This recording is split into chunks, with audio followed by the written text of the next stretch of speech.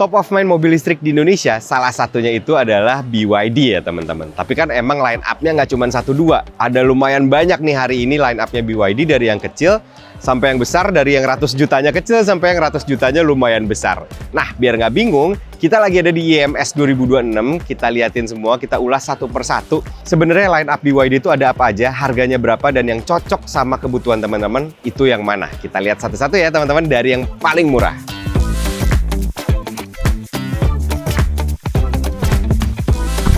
Kita mulai dari yang paling ekonomis dulu ya teman-teman, karena ini mobil kan emang lagi rame banget kemarin di jalanan, di towing juga banyak karena lagi bulannya delivery ya, lagi pada datang ke garasinya teman-teman.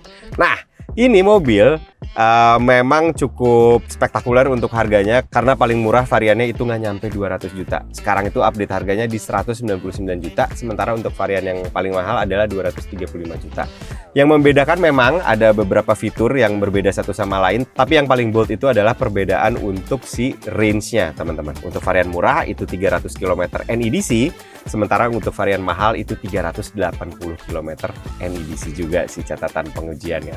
Nah, memang akan ada plus minus ya dengan realitas di jalan itu, si range itu akan tergantung gaya mengemudi, akan tergantung kondisi lalu lintasnya juga. Tapi angka segitu, itu tuh sebenarnya udah sangat cukup untuk jenis mobil city car seperti ini. Untuk kebutuhan di dalam kota, itu udah lebih dari cukup. Apalagi dia juga support AC sama DC fast charger. Jadi ngecharge-nya juga nggak terlalu lama teman-teman. Apalagi kalau kita lagi pakai SPKLU. Nah, soal fiturnya sendiri, ini sebenarnya udah menarik juga. Untuk varian yang 235 juta ini, dia udah pakai 6 airbag lah. Udah gitu head unitnya juga udah bisa tampilin Android Auto dan Apple CarPlay. Shortcut kayak khasnya BYD nih buat ngatur AC pakai 3 jari terus kita scroll gitu juga tetap ada di sini. Ada kamera mundur, ada wireless charger, dan ini bisa didudukin sama 5 orang dewasa, sekaligus masih tetap punya bagasi yang ya cukup leluasa lah untuk sekedar kebutuhan di dalam kota. Untuk sendirian kita pakai kerja, suami istri gitu ya, atau baru punya anak 1, punya anak 2 yang masih kecil-kecil, ini mobil masih sangat-sangat apa ya, sangat-sangat kepake banget teman-teman, sangat-sangat pas gitu. Apalagi kalau misalnya ibu-ibu yang cuman buat nganter anak sehari-hari ke sekolah, jaraknya nggak terlalu jauh, ini masih bisa dipertimbangkan banget, dan emang harganya cukup spektakuler.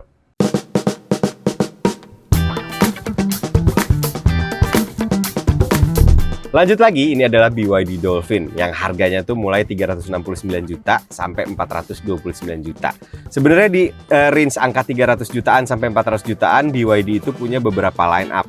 Pertama Dolphin ini, kedua ada BYD M6, ketiga ada BYD Atto 3. Jadi sebenarnya price range-nya cukup bersinggungan antara 3 mobil itu, tapi beda-beda segmen. Tapi kita bahas dulu yang si Dolphin ini ya. Si Dolphin ini tentunya adalah next step-nya dari BYD Atto 1. Jadi sama-sama city car gitu ya statusnya, tapi dia jauh lebih premium tentunya. Dari mulai material yang dipakai, semua yang bisa kita rasa di dalam ini, di interior, secara bentuk, semuanya tentu kerasa lebih premium. Dan juga secara dimensi udah jelas jauh lebih lega daripada si Atto 1, karena ini sama-sama 5-seater sih, cuman tentu ketika kita isi 5 orang dewasa, di sini lebih leluasa lagi. Dan juga tentu punya bagasi yang lega juga ya teman-teman untuk di kelas city car 5-seater ini. Nah, yang membedakan juga di Dolphin ini, dia punya jarak tempuh yang tentu saja lebih panjang daripada si Atto 1, dan lumayan jauh bedanya. Karena dia ada di kelas 410 km untuk varian yang paling murah, sementara yang untuk yang paling mahal dia range-nya itu bisa sampai 490 km, yang mana catatannya sama-sama NEDC ya. Tentunya dengan jarak segitu tuh nggak hanya bisa dipakai di dalam kota, kita pun bisa cukup tenang untuk kita pakai keluar kota. Dengan contoh Bandung-Jakarta ya, jaraknya itu bisa bolak-balik dengan cukup tenang banget tanpa harus ngecharge sama sekali ya, dengan angka-angka sepanjang itu. Jadi purpose-nya nggak hanya di dalam kota, tapi masih bisa juga short trip di bawah liburan sama keluarga. Secara tenaga itu juga udah berbeda teman-teman, karena di sini antar varian itu bener-bener dibedain. Satu ada yang torsinya 180 Nm untuk varian yang murah, tapi untuk varian yang paling mahal torsinya bisa nyentuh 310 Nm, dan itu bukan angka yang kecil. Jadi secara performa di sini juga bisa dinikmati, bukan hanya untuk mobil sehari-hari. Siapa sih yang cocok untuk pakai mobil ini? Sebenarnya tentunya relatif juga ya teman-teman, bisa siapa aja gitu, tapi seenggaknya mungkin keluarga yang masih punya anak 1, anak 2 di sini masih nyaman banget untuk digunakan gitu. Bahkan sampai anaknya mungkin segede-gede masih SMP itu masih cukup leluasa untuk duduk di sini. Sampai SMA pun masih cukup. Atau buat dipakai para kakak-kakak profesional kerja sehari-hari, ini juga masih pantas gitu ya. Dan kalau mau dipakai anak kuliahan juga bisa, asal kantong bapaknya mulai agak tebal kalau yang ini. Selain itu secara bentuk, si Dolphin ini juga lebih playful ya daripada si Atto1 gitu. Dari mulai pewarnaan luarnya, bentuk interior dalamnya lebih kerasa ya playful dan lebih eksentrik aja gitu teman-teman.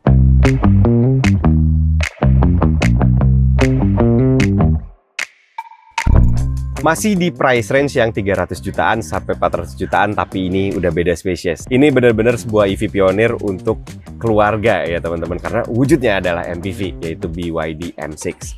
Dia itu pembagian variannya ada 3. Jadi yang pertama paling murah 383 juta harganya.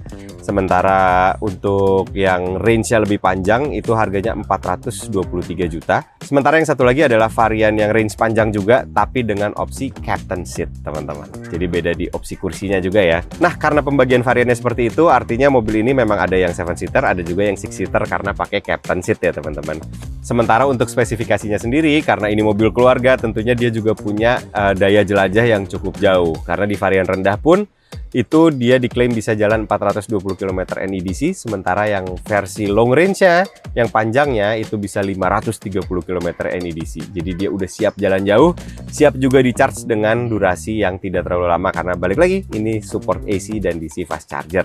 Secara tampilan memang nggak se-playful kayak di Dolphin atau di Atto1, dia lebih sederhana, lebih kelihatan mature aja gitu ya untuk sebuah mobil keluarga. Semuanya lebih sederhana, tampilannya masih pakai speedometer jarum juga, tapi ini semuanya serba fungsional aja teman-teman, karena balik lagi ini mobil keluarga. Tapi meskipun semuanya kelihatan serba fungsional, dia tetap masih punya panoramic sunroof yang super gede. Udah gitu head unitnya juga layarnya cukup besar, dan ini bisa di-rotate khasnya BYD ya. Bisa dijadiin portrait nih teman-teman si displaynya, dan bisa kita balikin lagi ke landscape seperti ini. Tentunya di dalamnya juga udah ada menu-menu kayak Android Auto, Apple CarPlay, dan kebutuhan-kebutuhan kayak wireless charger, sampai ada ADAS-nya juga untuk di mobil ini. Kalau lega sih udah kelihatan lah ya, teman-teman mestinya udah pada tahu.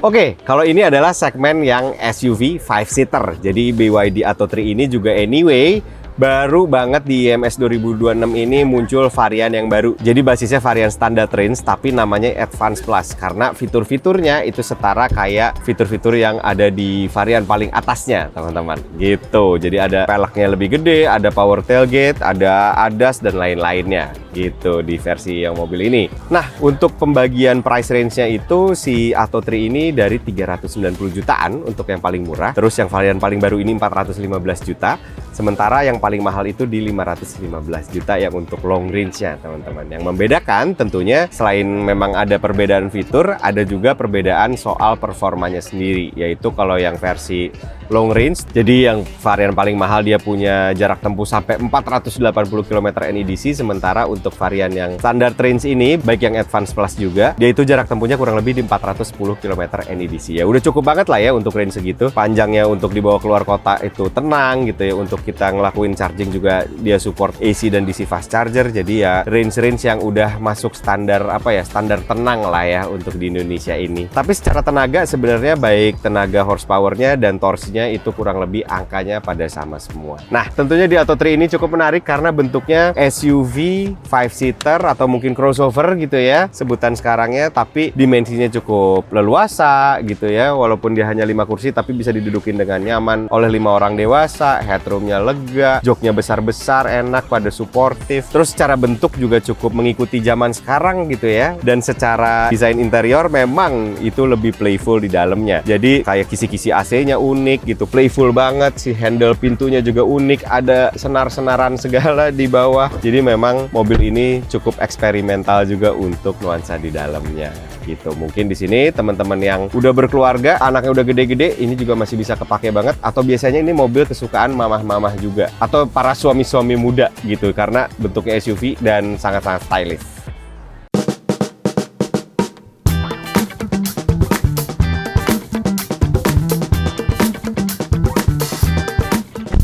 Setelah BYD Atto 3, ada SUV lagi yang lebih besar dan cenderung ke arah performa ya teman-teman. Karena boleh dibilang ini adalah versi SUV-nya dari BYD Seal. Karena ya emang bentuknya ada sebuah kemiripan tema ya gitu. Tapi sebenarnya ini adalah spesies yang berbeda lagi. Karena ini adalah sebuah SUV yang memang tinggi gitu ya teman-teman. Besar juga gitu ya kabinnya. Dan dia punya performa yang lumayan gila juga sih untuk kelas ini. Harganya sendiri, ini tuh sebenarnya lebih murah dari BYD Seal. Sedikit lebih murah lah. Mulai dari 629 juta sampai 719 juta. Nah, selisih rentang harga tadi itu ngebagi dua varian ya. Satunya adalah yang premium, satunya lagi adalah yang performance. Yang pertama, yang premium itu dia pakai satu penggerak aja alias satu motor, sementara yang performance itu dua motor, yaitu all wheel drive. Jadi ada dua motor di depan dan di belakang. Tentunya secara performa juga berbeda banget ya. Walaupun yang versi premium pun ini udah lebih dari cukup secara tenaga dan power. Dia tuh punya torsi 380 Nm, yang mana itu adalah angka yang cukup besar ya untuk bodi-bodi SUV segede gini sebenarnya. Walaupun mungkin figur segitu nggak kedengeran brutal,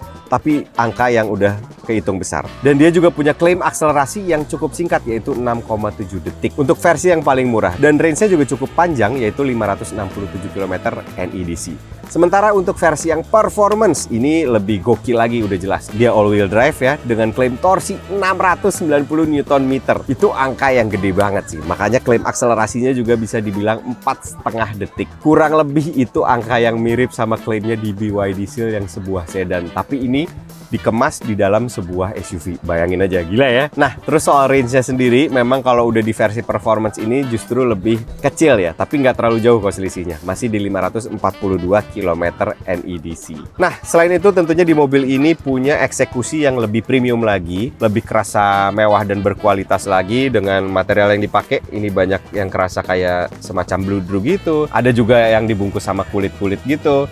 Dan ini semuanya soft padded gitu teman-teman. Dipegang tuh empuk-empuk, soft touch lah gitu bahasa sekarangnya ya. Jadi nyari sekeliling di mobil ini interiornya kebungkus, jadi kerasa premium.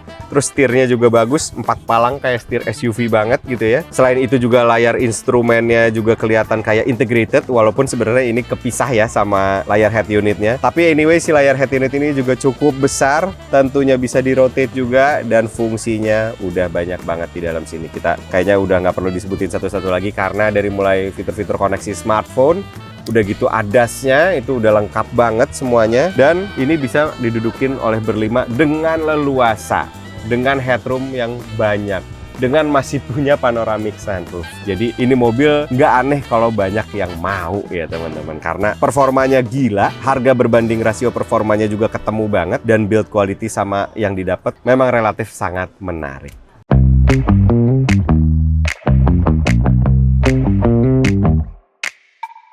Nah, sejauh ini yang paling mahal yang ada di bootnya BYD itu adalah BYD Seal teman-teman, dan kurang lebih pembagian variannya sama si Seal ini kayak si Lion 7. Jadi dibagi dalam varian premium dan varian performance, yang mana fokus bedanya adalah si penggeraknya dan performanya. Jadi untuk versi premium itu harganya 639 juta, sementara untuk versi performance itu harganya 750 juta.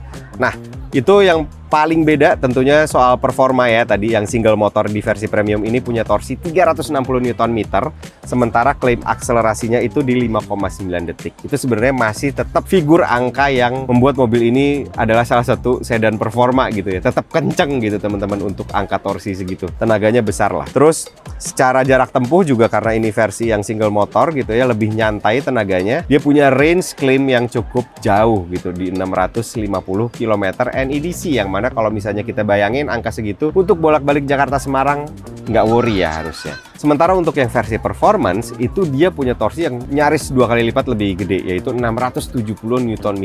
Itu emang galak banget. Gue pribadi udah nyobain mobil ini akselerasi berkali-kali. Memang untuk mencapai angka akselerasi 3,8 detik itu nyata bisa kejadian teman-teman, dan memang nariknya gila-gilaan ini mobil. 3,8 detik itu sangat-sangat singkat ya sebenarnya untuk narik sedan sebesar ini. Terus selain itu, secara jarak tempuh memang dia lebih kecil daripada yang versi premium, karena ya balik lagi orientasinya lebih ke performa, jadi tenaganya lebih keluar lagi gitu defaultnya. Dan si jarak tempuhnya itu adalah 580 km, yang mana sebenarnya angka segitu pun udah lebih dari cukup ya gitu untuk dipakai hari-hari atau misalnya kita pakai keluar kota. Nah, Si BYD Seal ini tentunya adalah sebuah sedan sport yang menurut gue untuk harganya itu sangat-sangat good deal lah teman-teman gitu, karena dia konstruksi suspensinya juga pakai double wishbone di depan. Udah gitu ada revisi dari suspensi juga di versi update Seal ini. Dia lebih ajak lagi, lebih pinter lagi ketika nikung, nggak terlalu ngegloyor kayak yang sebelumnya, jadi dia lebih bisa ajak lah gitu ya teman-teman, ditambah sama performanya yang gokil.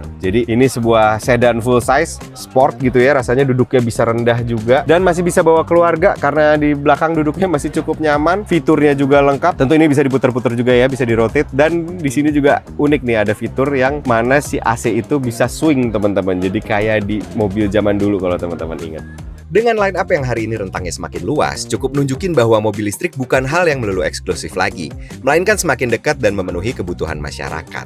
Terbukti dari BYD Atto One yang sejauh ini udah kejual 22.500 unit lebih dan 16.800 unit M6 yang udah dipegang sama keluarga di Indonesia. Selain itu, di luar yang fungsional, mobil-mobil yang relatif dekat dengan emosional pun bisa diwadahi oleh BYD dan direspons pula dengan baik oleh pasar. Maka dari itu, nggak heran juga kalau mereka bisa ambil 52% pangsa pasar EV di Indonesia dan akhirnya menjadi nomor 1 EV brand di sini. Dalam perjalanannya, mereka pun gak hanya menjual berbagai line up mobil, melainkan terus melengkapi jaringan dealer dan servis yang hari ini udah mencapai 80 titik lokasi, nyebar di seluruh Indonesia, supaya masyarakat makin mudah mengakses layanan dan perawatan mobilnya. Di samping itu, salah satu dari redaksi kami sebelumnya sempat ngelihat langsung betapa seriusnya BYD soal riset dan melakukan quality control di negara asalnya. Mereka punya fasilitas pengujian internal di Chengzhou dengan nama All Terrain Circuit. Di sini adalah tempat dari supercar mereka diuji dan benar-benar berwujud sirkuit balap. Juga jadi tempat di mana pengembangan SUV mereka disiksa pada skenario jalanan off-road yang ekstrim. Bahkan ada sebuah replika tanjakan padang pasir yang benar-benar spektakuler. Fungsi dari fitur safety di mobil mereka pun kerap dipraktikkan di sini, termasuk buat ngetes sistem ESC, Vehicle Dynamic Controls, terus ada juga suspensi cerdas yang mungkin dulu hanya sebuah imajinasi, sampai pengembangan charger super cepat bertenaga 1000 kW. Reputasinya bukan didapat tiba-tiba, sejarah panjang udah ketulis, dan konsistensi dalam riset serta pengembangan nggak pernah berhenti. Kurang lebih itu yang bisa digambarin oleh BYD, termasuk di Indonesia. Terima kasih udah nonton Autofan Indonesia. Helmi Afriandi pamit, ciao!